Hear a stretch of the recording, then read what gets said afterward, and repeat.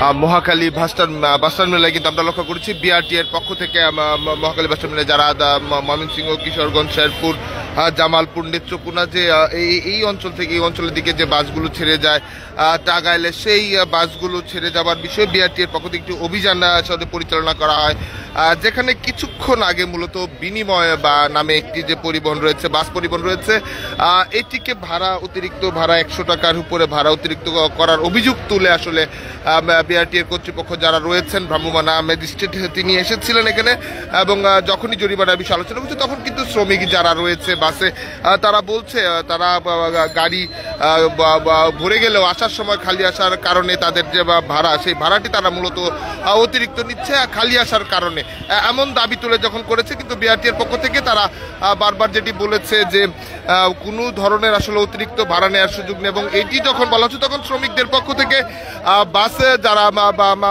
বাসের যারা শ্রমিক রয়েছে তারা কিন্তু বলছে তারা কোনো ধরনের গাড়ি আসলে চলতে দিবে না। আপনারা দেখছেন এই মুহূর্তে এক ধরনের হট্টগোল যে পরিস্থিতি, সেটি কিন্তু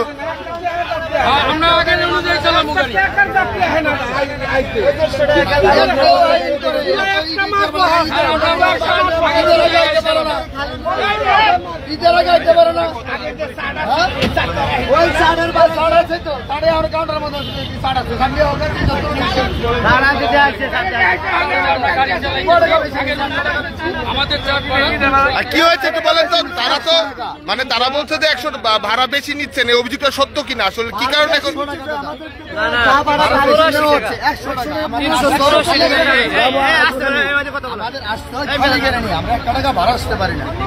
এই গাড়ি এতদিন বড় মালিক গাড়ি বসা কেউ তো 200 টাকা কামাই করতে পারি নাই। আমাদের তো বউ বাচ্চা আছে, আমাদের তো কিচ্ছু নেই, খালি গাড়ি নিয়ে আসতে হয়। জেনুইন ভাড়া 384 টাকা, জেনুইন ভাড়া। ওইখানে আপনার 500 টাকা ভাড়া দিই, 100 টাকা বেশি, 110 টাকা বেশি বেশি নিতেছে।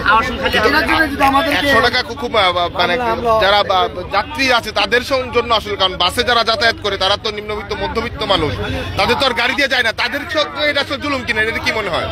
তাদের কাছে জুলুম ঠিক আছে, সেটাও মানতেছে, আমাদেরকে তো জুলুম, আমাদের তো পয়সা থাকতে হয়, মালিকদের পয়সা থাকতে হয় গাড়ি নিয়ে। বাসে আসলে কারা যাতায়াত করে? বাসে আসলে কারা যাতায়াত করে?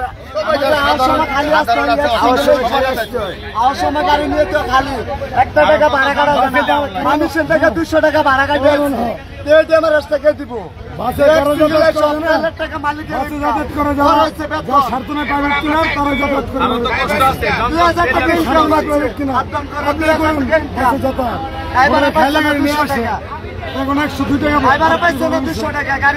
সরকারি চাকরি নাই,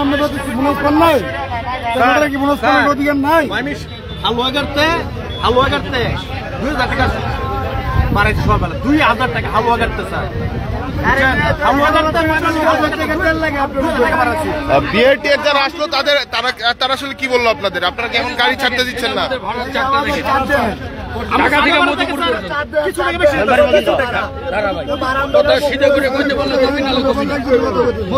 আমি বলি স্যার 0 পয়েন্ট ঢাকা 0 পয়েন্ট থেকে আমাদের ভাড়া হইলো যা 383 টাকা, এটা হলো মধুপুর।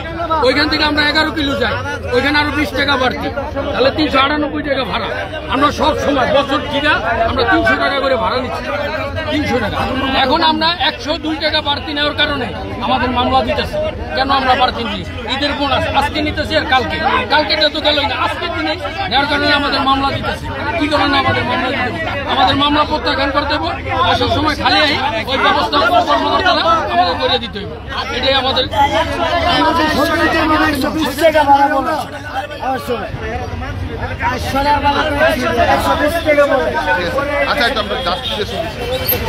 কি হয়েছে এখন মূলত? এখন বিষয়টা হচ্ছে যে আমাদের তো যেতে হবে, তারা তো বিআরটি এর কর্মকর্তারা যারা নির্ধারণ করে দিয়েছে 400 টাকা, তারা তো মানছিল, এগ্রি করছিল। এখন ওনাদের কাগজপত্র নেওয়ার কারণে তো এখন এই যাত্রীগুলো তো হয়রানি হচ্ছে, এটার ব্যবস্থা করেন। এখন বিআরটি এর তারা কোথায়? তারা দেখতেছি না, তারা তো ওনাকে দেখতেছি না, আমরা তো যেতে হবে।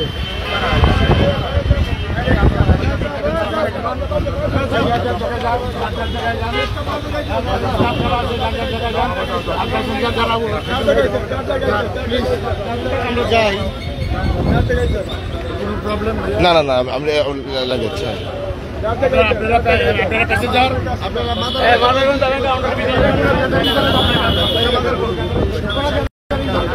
হঠাৎ করে যদি বলা যায় যে মহাখালী বাস টার্মিনালে যে যা সংকটটি তৈরি হয়েছিল, শ্রমিক যারা রয়েছেন তারা আসলে গাড়ি বন্ধ করে দিয়ে তারা কিন্তু তারা হট্টগোল করছিল এবং তারা বলছিল বা ভাড়া যে অতিরিক্ত ভাড়া না দিতে দিলে তারা আসলে গাড়ি চলতে দিবে না। এমন তো এই মুহূর্তে একজন এসেছেন এখানে।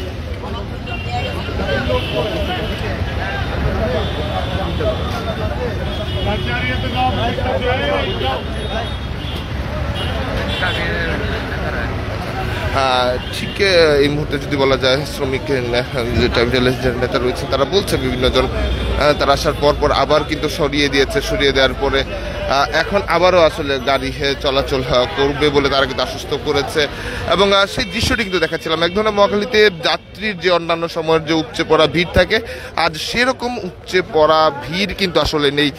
তবে যা রয়েছে সেগুলোর মধ্যেই কিন্তু বা অতিরিক্ত ভাড়া আদায় ক্ষেত্র বিশেষে 100 থেকে 200 টাকা এবং কোনো কোনো ক্ষেত্রে 300 টাকার অধিকে আসলে ভাড়া অতিরিক্ত নেওয়ার অভিযোগ কিন্তু আসলে যাত্রীদের পক্ষ থেকে করা হয়েছে। তবে আমরা মাঠে যেটি দেখেছি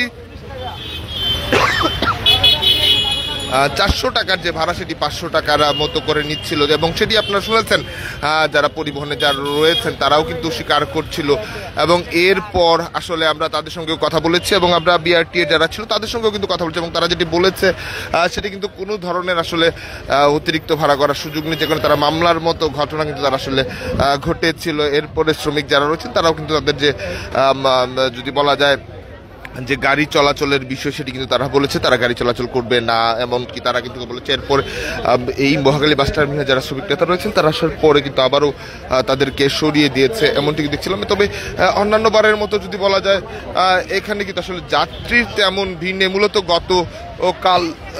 গতকাল এবং এর আগের দিন আসলে অনেকে আসলে চলে গেছে এবং নিরাপত্তার জন্য যদি বলা যায় মাঠের সেনাবাহিনী যেমন রয়েছে এবং সেনাবাহিনীর টিম কিন্তু আসলে মহাখালী বাস টার্মিনাল রয়েছে, আপনারা দেখছেন সরাসরি দেখার চেষ্টা করছি। সেনাবাহিনী পুলিশ তারা কিন্তু আসলে মোতায়েন রয়েছে এবং তারা নিরাপত্তা নিশ্চিতের জন্য যে কাজ সেই শৃঙ্খলা রাখার যে কাজ সেই কাজটি কিন্তু করছে এবং বাসগুলোর যে চিত্র আমরা যদি বলতে পারি বাসগুলোর চিত্র কিন্তু একই রকমই আসলে অনেক বাস আসলে মহাখালীতে রয়েছে, তবে যাত্রী সংখ্যা কম। তবে এই মুহূর্তে একটি গাড়িটি মূলত ধরে এই বিনিময়ে যে বাসটি রয়েছে এই বাসটিকে ঘিরে কিন্তু একটু কিছুক্ষণ আগে হট্টগোল তৈরি হয়েছে, যেখানে অতিরিক্ত ভাড়া আদায়ের অভিযোগ কিন্তু তুলেছে এবং তারা স্বীকারও করেছে। স্বীকার করার পরে যখন মামলা প্রদানের জন্য যাওয়া হলো তখন ম্যাজিস্ট্রেটের পক্ষ থেকে যাওয়া হলো তখনই আসলে শ্রমিকরা একসঙ্গে হয়ে তারা বলছে যে গাড়ি আর তারা কোনো ধরনের গাড়ি চলাচল তারা করতে দেবে না এমনটি কিন্তু বলেছে। তবে এই ঘটনা হওয়ার পর হঠাৎ করে কিন্তু বিআরটির যারা কর্মকর্তা আছে তারা কিন্তু এখান থেকে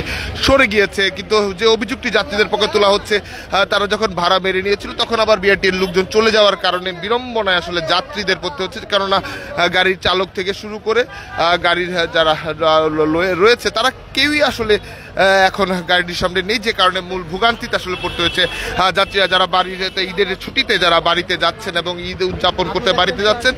এই ঘটনাকে কেন্দ্র করে এক ধরনের যে উদ্ভূত পরিস্থিতি আসলে মহাখালী বাস টার্মিনাল তৈরি হয়েছে সেটি কিন্তু এখন পর্যন্ত আসলে হয়নি এবং এখন পর্যন্ত কোনো বাস আসলে যদি বলা যায় বিআরটিএর অভিযানের পর কোনো ধরনের বাস কিন্তু এখন আসলে ছাড়েনি। যে বিনিময় যে বাসটি সিরিয়ালে ছিল কিংবা বাসটি ছাড়ার জন্য প্রস্তুত ছিল সেই বাসটিও কিন্তু এখন আটকা রয়েছে এবং যাত্রীদের নিয়ে টাঙ্গাইল মধুপুরের দিক উদ্দেশ্যে যে চলে যাওয়ার সেটি কিন্তু এখন জানি। তবে অন্য আরেকটি বাস পাশ থেকে কিন্তু লক্ষ্য করছি সেটি চলে যাচ্ছে এবং তবে বিনিময় যে বাসটিকে কেন্দ্র করে আসলে বিআরটির যে জরিমানা কার্যক্রম এবং ভাড়া নির্ধারণ ঘটনাকে নিয়ে যে ঘটনা সেটি কিন্তু এখন পর্যন্ত আসলে দৃশ্যমান নয়। দর্শক, এই ছিল যদি বলা যায় মহাখালী বাস টার্মিনালের চিত্র। এছাড়া অন্যদিকে কিন্তু আসলে যাত্রী যেমন রয়েছে লাইন ধরে ইউনাইটেড পরিবহন সব বিভিন্ন পরিবহন সেগুলো কিন্তু আসলে গাড়ি ঘোড়া চলছে।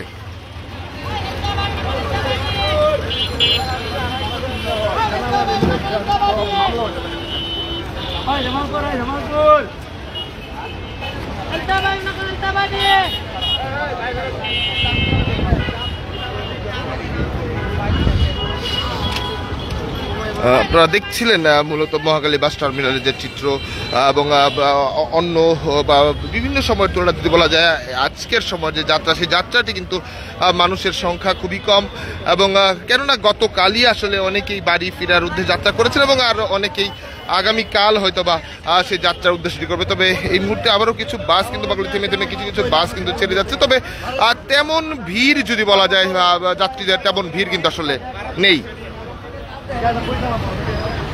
দর্শক, এই ছিল মহাখালী বাস টার্মিনাল থেকে সর্বশেষ। পরবর্তী আপডেট পেতে দেশ সমান্তরের সঙ্গেই থাকুন।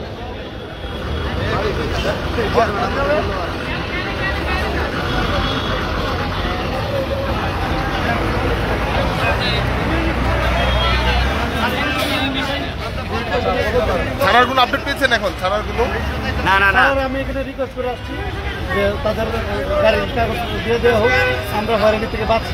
পরে কি বললো তারা? যে আমরা দেখতেছি এটা এখানে পরিচালিত করতে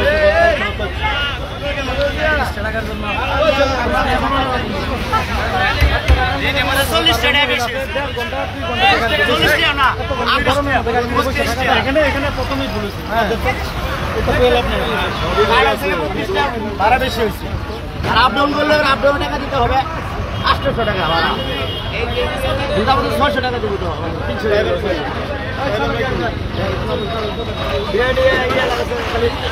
ধান্দা শুরু